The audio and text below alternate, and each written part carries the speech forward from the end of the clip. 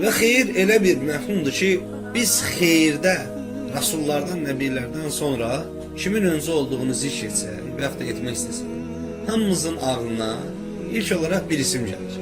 Ki, hətta onun ölümündən sonra belə səhabələr didərgin olmuşlar. Bu Əbu Bəkir Sıddıqdır radiyallahu anh. Ömər radiyallahu anh nə deyir Əbu Bəkirin ölümündən sonra? Deyir, ey Əbu Bəkir, vallahi deyir, elə bir cığır atsın ki, deyir, səndən sonra qorxuruq ki, deyir, bunu gedə bilməyik, bu yolu gedə bilməyik. Buxarıda keçən hədisdir, Ənəs bin Malik rivayət edir ki, bir gün Məscid-i Nəbəvinin yanında Rasulullah sallallahu aleyhi və səlləmin başına toplaşdıq. Deyir, Nəbi aleyhisselam dedi ki, deyir, sizə cənnət üçün, yəni cənnətin qapıları ilə bağlı əməlləri zikr edinmi? Biz də dedik ki, ey Allahın Rasulü. Deyir, Allah Rasulü aleyhisselatü vesselam dedi ki, cənnətin 8 qapısı vardır və o qapıların hər birinin bir adı vardır.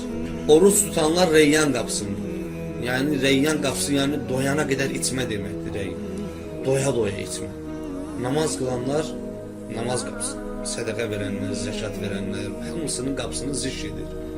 Birdən Əbu Bəkir dedi ki, ey Allahın Rasulü, elə birisi varmı ki, deyir, bunun 8-dən də onu çağırsın.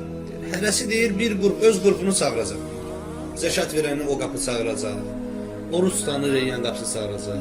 Təsadduq edəni sədəqə qapısı çağıracaq. Namaz qılanını namazın qapısı çağıracaq. Təhəccüd qapısı və s. və ilə.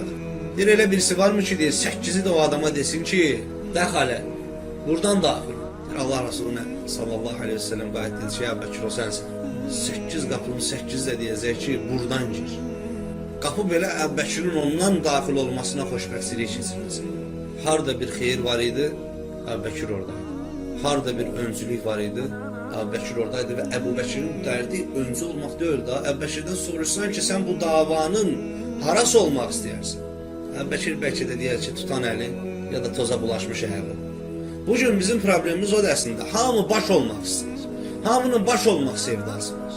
Hamı istəyir ki, Allahın dinində baş olsun.